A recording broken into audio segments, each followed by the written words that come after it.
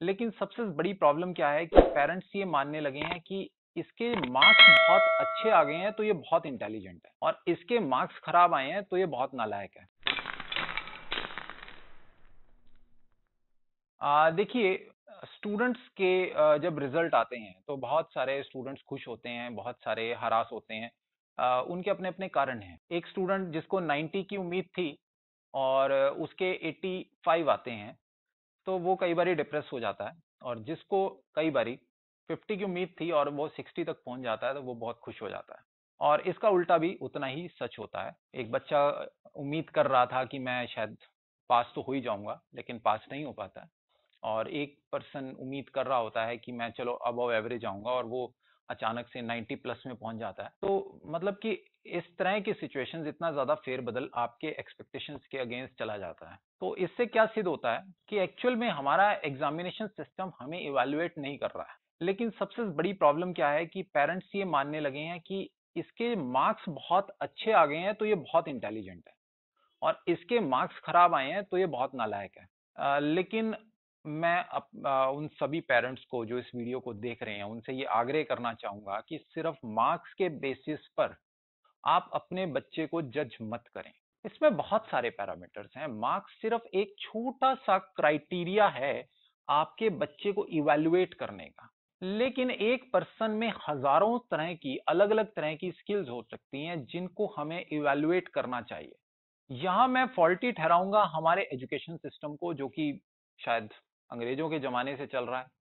उन्होंने ये जो एजुकेशन सिस्टम है अपने हिसाब से बनाया था, इस हिसाब से बनाया था कि लोग ज्यादा रिसर्च और इनोवेशन करके आगे ना बढ़ पाए, और खास तौर पे उनके नौकरी बने रहे। यहाँ पर मेंटेलिटी क्या हो गई है कि हम बचपन से ही पढ़ते किस लिए हैं? अच्छी नौकरी करने के लिए। 90% लोग यही सोचकर पढ़ते हैं कि इस पढ़ाई के दम पर उनको एक अच्छी नौकरी मिल जाएगी और स्टेबल जॉब मिल जाएगी।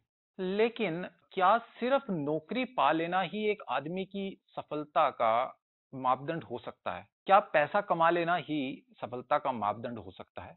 हम लोग देशों का आकलन करते हैं सिर्फ जीडीपी के दम पे, लेकिन क्या देशों को सिर्फ जीडीपी से कंपेयर किया जा सकता है? हम लोग बच्चों का आकलन करते हैं सिर्फ मार्क्स के दम पे, लेकिन क्या सिर्फ मार्क्स के दम पे बच्चों को इवैल्यूएट किया जा सकता है? तो ये कुछ मापदंड हैं जो कुछ लोगों ने अपने फायदे के लिए बनाए। जैसे मैं जीडीपी का एग्जांपल दे रहा हूं, अमेरिकन की या यूरोपियन कंट्रीज की जीडीपी बहुत ज्यादा है, तो उन्होंने एक तरह से एक परसेप्शन बना दिया कि तुम्हारी जीडीपी कम है तो तुम हमारे बराबर स्टैंड नहीं करते हो। It is general perception. लेकिन एक कंट्री ऐसा है जिसने कहा कि हम जीडीपी के रूल को नहीं मानते, भूटान। उन्होंने कहा कि हम तो ग्रॉस डोमेस्टिक हैप्पीनेस को मानते हैं। उन्होंने सिर से खारिज कर दी ये बात कि जीडीपी हमारे लिए कोई अहमियत नहीं रखती। तो हर कंट्री का अपना एक मापदंड हो सकता है। अपने आप को सिद्ध करने के लिए आप किसी दूसरे के मापदंड पे क्यों चलते हैं? मैं वापस से बच्चों की बात पे आता हूं। देखिए, अलग अलग बच्चे अलग अलग स्किल्स अपने आप में संजोए हुए हैं। एक स्टूडेंट अगर फेल भी हो जाता है तो हम ये नहीं मान सकते कि ये बच्चा नालायक है। एक स्टूडेंट अगर 90% से अबव चला जाता है तो हम ये नहीं मान सकते कि इससे इंटेलिजेंट कोई नहीं है। हो सकता है कि उस पर्टिकुलर सेगमेंट में, यानी एग्जाम अटेम्प्ट करने में, क्वेश्चंस को याद करने में उसका दिमाग बहुत अच्छा चलता हो, उसका कंसंट्रेशन लेवल दूसरों से कंपैरेटिवली थोड़ा अच्छा हो, जिसकी वजह से वो टॉप कर गया। और जो बच्चा बहुत कम मार्क्स ले पाया, नलायक रह गया, वो बच्चा इसलिए नलायक रह गया क्योंकि वो अटेम्प्टेशन नहीं कर पा रहा था, वो बच्चा लिख नहीं पा रहा था, वो बच्चा उसकी हैंड राइटिंग अच्छी नहीं थी, किसी की समझ में नहीं आ रही थी, हो सकता है कि वो याद ना कर पा रहा हो। तो there are hundreds of parameter जिसके दम पर हमें एक बच्चे को इवेल्युएट करना चाहिए, एनालाइज करना चाहिए। आ जाओ बैठो यहाँ पे, आ जाओ यहाँ बैठो, आपकी वीडियो बनाते हैं। अब ये मेरी छोटी गुड़िया है, इसके ऊपर कोई प्रेशर नहीं है कि आपको क्या करना है, कितने मार्क्स लेने हैं। मैं इसको सिंपली यही बोलता हूँ कि बेटा बस जो मन करे, जिसमें खुशी मिले वो करो। तो मतलब कि पेरेंट्स को ये समझना चाहिए कि हम अपने बच्चों पे अननेसेसरी मार्क्स का बोझ ना पा दें। ये ना कहें कि भी आपको मार्क्स ही लेने हैं। अब इसकी बहुत सारी अलग तरह की स्किल्स हैं, शायद पढ़ाई में इतना अच्छा दिमाग नहीं है, लेकिन और बहुत सारी चीजें हैं जिसमें शी इज एक्सीलेंट। तो why not to promote that child in that particular thing. अब छोटी सी उम्र में शी लव्स कुकिंग, बट क्या हम ये मान सकते हैं the person who cooks is just a housewife, is just going to be housewife? No, it's her hobby. तो every child has different identity, तो एक बच्चा, मैं बात कर रहा हूँ कि एक पर्टिकुलर बच्चा नालायक है, उसके मार्क्स बहुत कम आए हैं, तो हम ये नहीं मान सकते कि वो बहुत अच्छा नहीं करने वाला है लाइफ में। कुछ एग्जाम्पल मैं दे सकता हूँ जो बड़े गर्व से कहते हैं कि हम 12th ड्रॉप आउट हैं या 10th ड्रॉप आउट हैं, कुछ लोग ऐसे हुए हैं। अब वहां मैं ये समझता हूँ कि शायद इनको उस एजुकेशन में वो किक नहीं मिली, वो मजा नहीं आया, जिसकी वजह से वो अच्छे मार्क्स नहीं ले पाए। शायद वही कारण रहा होगा। मैं भी अपना स्कूल डेज को याद करता हूँ, तो शायद those were the most frustrating days of my life, because marks के लिए पढ़ना पड़ता था, मजबूरी थी, लेकिन मार्क्स तो आते नहीं थे क्योंकि हम इंजॉय नहीं कर पाते थे उस। मेरा इंजॉयमेंट था प्रैक्टिकल्स में, मेरा इंजॉयमेंट था कि कुछ एक्चुअल में किया जाए, लेकिन जब कुछ करने लगे तो उसको अप्रिशिएट नहीं किया गया, स्कूल्स ने हमें अप्रिशिएट नहीं किया, और सिर्फ वैल्यू थी तो मार्क्स की वैल्यू। अब मैं यहाँ एग्जांपल लूंगा, एक बहुत फेमस यूट्यूबर है कैरी मिनाती, वो बड़े प्राउडली कहते हैं कि I am +2 drop out,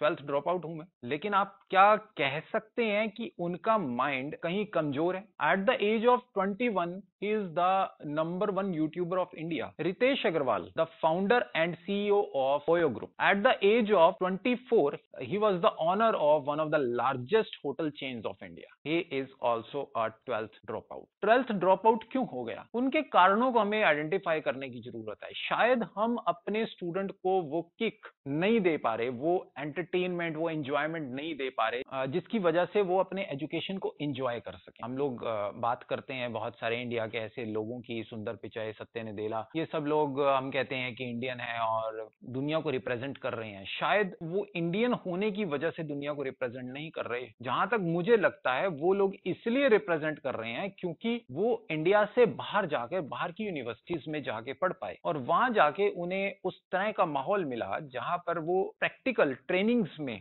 involve हो गए और उन्होंने अपनी लाइफ को एक्सप्लोर किया, या इंडिया के बेस्ट कॉलेजेस में पढ़े। आप ये भी कह सकते हैं कि ऐसा नहीं है कि इंडिया के सभी कॉलेजेस बेकार, पूरा एजुकेशन ठप है।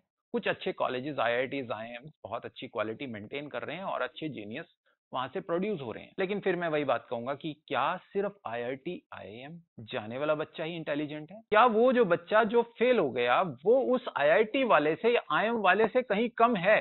क्या ये 100% ट्रुथ है?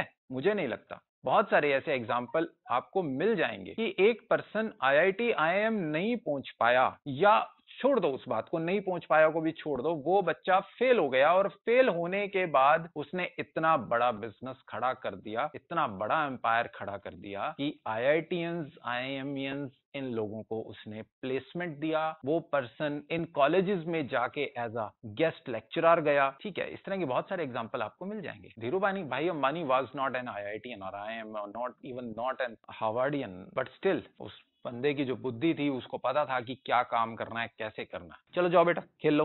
पर मैं ये भी नहीं कहूंगा कि जो लोग एजुकेशन में बहुत ज्यादा जा रहे हैं उनको नहीं जाना चाहिए। मैं ये भी नहीं कहूंगा कि जो नालायक है उसको डिप्रेस हो जाना चाहिए।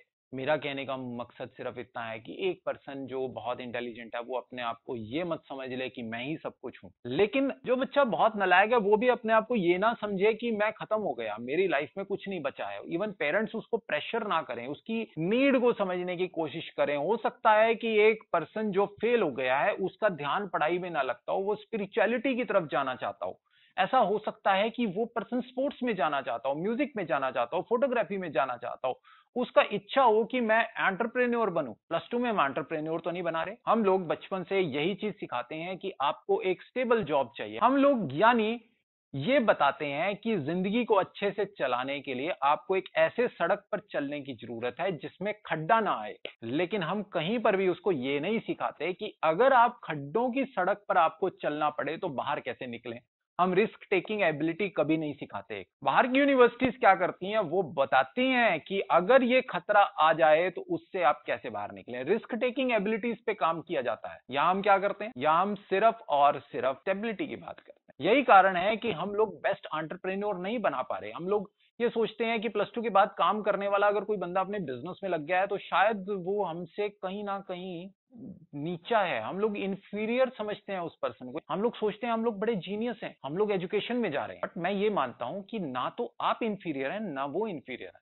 आपका इंटरेस्ट एजुकेशन में है तो एजुकेशन में जाइए, और अगर आपका इंटरेस्ट एंटरप्रेन्योरशिप में है, अगर आपका इंटरेस्ट म्यूजिक में है, अगर आपका इंटरेस्ट स्पोर्ट्समैनशिप में है, तो उस पर्टिकुलर फील्ड में जाइए। आपको यहाँ से दिल्ली जाना है तो बहुत सारे रास्ते हो सकते हैं, आप बाय एयर जा सकते हैं, बाय कार जा सकते हैं, बाईसाइकिल भी जा सकते हैं। इसका मतलब ये तो नहीं कि आप दिल्ली नहीं पहुंचेंगे। हर आदमी अपनी स्पीड से चलता है। जो आदमी गरीब है वो आदमी साइकिल से चलेगा, जो आदमी अमीर है वो बाय एयर जाएगा, लेकिन रास्ता हर कोई पकड़ लेगा, अपनी मंजिल पर हर कोई पहुंच जाएगा। तो हमें कहीं पर भी डिप्रेस नहीं होना, डिमोटिवेट नहीं होना। ये मेरी प्यारी छोटी सी गुड़िया है, बेटा आप जाओ खेलो, बट ये अच्छे मार्क्स ले या नहीं ले, बट मुझे पता है दैट शी इज इंटेलिजेंट। अपने अपने सेगमेंट में हर कोई शेर है।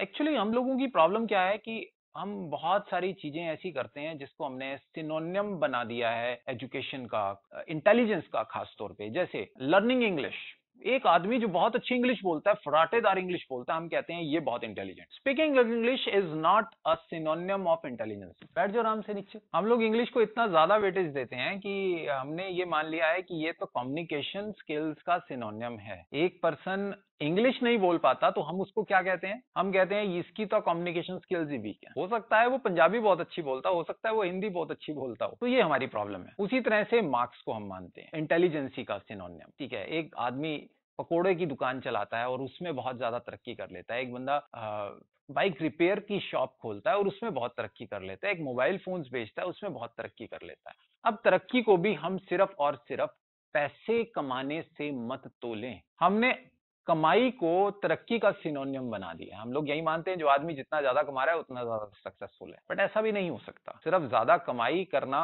सक्सेस का प्रतीक नहीं हो सकता। एक पर्सन देश के लिए, समाज के लिए बहुत कुछ करता है, कमाई कम करता है, अर्निंग कम करता है, उसको दुनिया बहुत लंबे समय तक याद करती है। Shaheed Bhagat Singh was not a rich person, Mahatma Gandhi was not a rich person. उन्होंने समाज के लिए बहुत कुछ किया, देश को बहुत कुछ दिया, जिसकी वजह से उसको आज पूरी दुनिया जानती है। हाँ, ये शॉर्ट टर्म गोल हो सकता है कि ज्यादा पैसे कमाने वाला ज्यादा सक्सेसफुल है, उसका नाम है। देखो, सक्सेस के बहुत सारे तरीके हो सकते हैं। एक आदमी स्पिरिचुअलिटी के रास्ते पे सक्सेस ले सकता है, एक आदमी एजुकेशन के रास्ते पे सक्सेस ले सकता है, एक आदमी बहुत ज्यादा अमीर बन के सक्सेस ले सकता है, एक आदमी समाज के लिए बहुत कुछ करके सक्सेस ले सकता है। सक्सेस क्या है? सक्सेस आपका इंटरनल मैटर है। आपको जो गोल थे, आपके आपके जो अपने पर्सनल गोल्स थे, अगर वो अचीव हो गए तो आप सक्सेसफुल है। और कहीं पर आपके गोल्स अटक गए तो आपको लगेगा नहीं, जो मैंने अचीव करना था वो नहीं किया। फॉर एग्जाम्पल, मेरा गोल है कि मुझे ज्यादा से ज्यादा लोगों को एजुकेशन देनी है, मेरा वो गोल अचीव हो जाएगा तो मुझे लगेगा yes, I have achieved success in my life. मेरी सक्सेस और दूसरे व्यक्ति की सक्सेस